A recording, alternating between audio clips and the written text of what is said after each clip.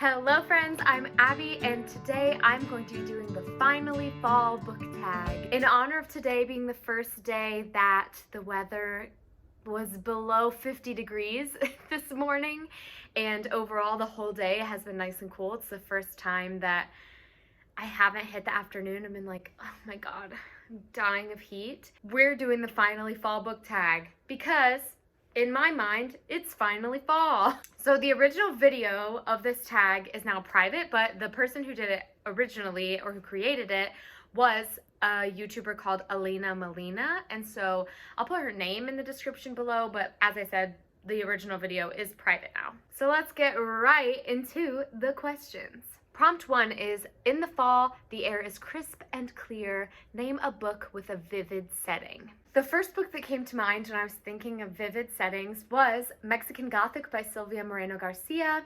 This book is essentially entirely about a vivid setting. The setting is the horror in this book, and I think that it's so atmospheric and spooky. It's the perfect choice for a fall book tag. This book is about a woman named Noemi. It's set in the 1950s in Mexico, and Noemi's cousin sends a letter that says, hey, I need your help. My husband is trying to kill me, and you need to come save me. Noemi goes. Her cousin's like, just kidding. I just have tuberculosis. But Noemi still feels like something's really off, so she stays.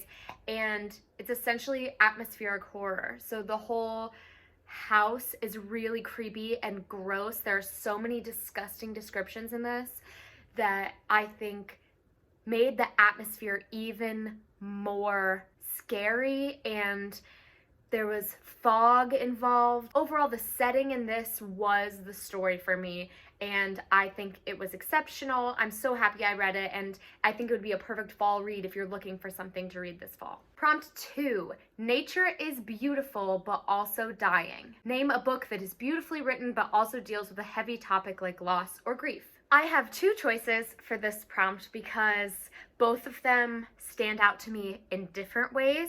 The first one is going to be The Great Alone by Kristen Hanna.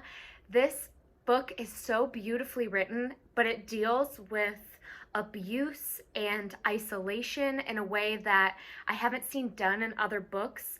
It not only has a natural isolation because it's set in Alaska in the wintertime, so they are kind of just naturally isolated from each other and from the outside world because they're out in rural Alaska, but it's also about isolation from people because the main character's dad is very abusive and very controlling and starts to literally build a fence around their house and trap them in and eliminate contact with other people. So I think that this is such a beautifully written book. I love Kristen Hanna's writing, and the topics in this are extremely heavy at times, and especially the ending was a heavy topic to read about, but so beautiful. Now, the other choice for this prompt is The Girl Who Drank the Moon by Kelly Barnhill. This is a middle grade novel. It's a novel about this town where every year on a certain date, they put a child out in the woods as a sacrifice to this witch from attacking their town. One year, a little girl named Luna is left in the woods as a baby. The witch rescues her, and Starlight is actually food the witch feeds these babies to nourish them. And this year, she accidentally feeds Luna Moonlight. It gives her magical powers, and the witch then decides to keep Luna for herself and raise her in this swamp, in this bog, with a swamp monster and a little tiny dragon. It's really such a beautiful story, and it won the John Newbery Medal, so it's clearly like a very impactful book for many people. I think that this book was gorgeously written, and it did deal with topics of loss and grief. Clearly, children are being taken away from their families as a sacrifice, so like that alone is a heavy topic, but you also have a lot of mental health discussion in this. You see not only from the 13-year-old's perspective, but also the witch and the men in the town who are making the choice to sacrifice the children, and the families who are having their children sacrificed. So that is all clearly a little bit heavier And this book is so beautifully written. Prompt 3, fall is back to school season. Share a nonfiction book that taught you something new. A couple things come to mind for this. I don't own these books, but I'll name you the two that come to mind for me. The first is Know My Name by Chanel Miller, and this is the story of Chanel Miller. It's like a memoir style, who was originally only known as the victim of Brock Turner, and it's kind of her book where she's reclaiming her name. This book taught me so much about the systems in America that are set up for handling sexual assault and rape. The information we are getting as the public is not always the information that is complete. And I just learned so much about society and the situations that women especially who are having to go through this process, that they're put into and that they have to relive this trauma for. It was just such a great, intense read, and I learned so much from it. And then the other one that comes to mind is Here For It by R. Eric Thomas.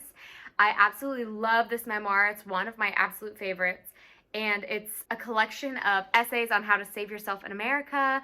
It's written by a Black man who is a journalist and is part of the LGBTQIA+ community. It's kind of his thoughts on his life experience, the way the world is. He writes a political column for the magazine Elle, so he kind of is coming from a political stance, and I think reading his viewpoint, especially since it was written in kind of a comedic style, was just so fascinating and really got me hooked and taught me a whole lot about politics in America and the experience of gay Black men in our society and how that's different from the other struggles that different cultures in America are facing, and how it's not something that's normally talked about and isn't talked about enough.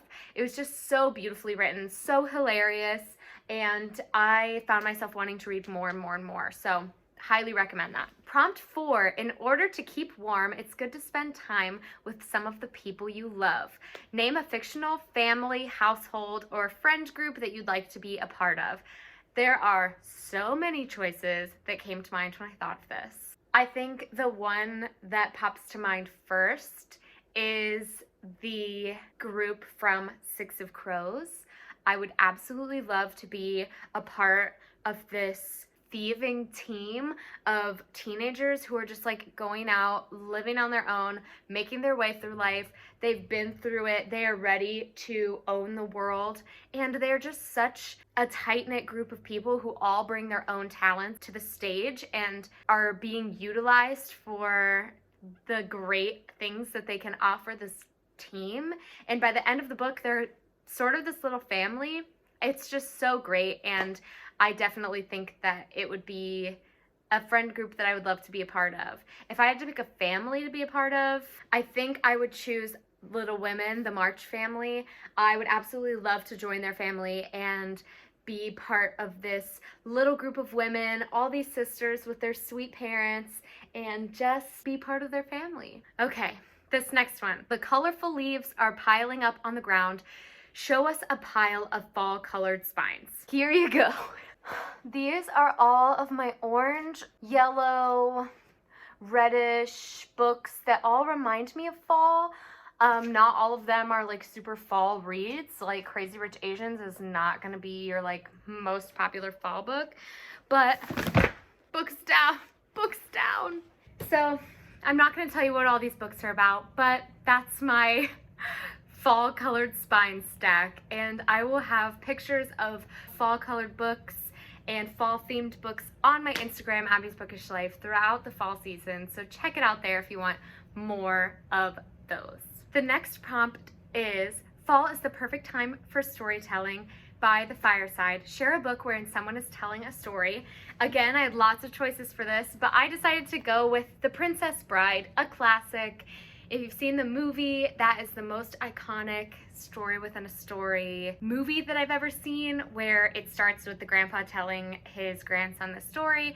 And although I haven't read The Princess Bride, I did read the very first few pages, and it is a story within a story. So I definitely think it counts, and I love this movie. It is a special movie for me and Brent especially.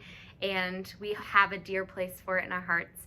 So I think that I should be getting to this sometime this fall so I can read about this story within a story. Prompt 7, the nights are getting darker. Share a dark, creepy read. And for this, I'm going to go with The Whisper Man by Alex North. This is a thriller. It's not a horror novel, but I still think it's pretty dark and creepy. It has kind of a paranormal element, and it's about a family that moves to this town called Featherbank.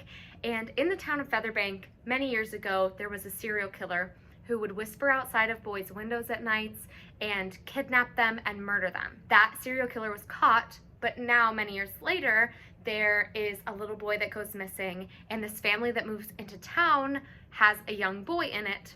So it causes some issues, some concerns for this family. And as I said, there is like a paranormal element on top of the serial killer aspect, and there were definitely some moments in this that really freaked me out. If you're looking for something horror-esque, I would say It's big, but it was definitely dark and creepy. Prompt 8, the days are getting colder. Name a short, heartwarming read that could warm up somebody's cold and rainy day. And for that, I'm gonna go with The One and Only Ivan by Katherine Applegate. This is very short. It has 320 pages, but the pages are illustrated. They have all of these spaces between, so it's definitely a very quick read, and it was definitely a warm and cozy. I mean, it wasn't always warm and cozy, but in terms of stories that gave me warm and cozy vibes and warm and cozy feelings that I would love to read on a cold, rainy day, I think that this would be perfect. Prompt 9, fall returns every year. Name an old favorite that you'd like to return to soon. My choice for this is Divergent by Veronica Roth. I have seen one of my favorite bookstagrammers rereading this, and my friend Lydia, who was recently on my channel, go check that video out, read this summer, and she really loved it and flew through the series, and so now I want to get invested in it. I want to reread it. I haven't read it since I was younger, and I remember absolutely loving it. It was one of my favorite series ever, so I'm going to have to reread it. The last prompt, fall is the perfect time for cozy reading nights. Share your favorite cozy reading accessories. My #1 reading accessory is a mug full of hot coffee.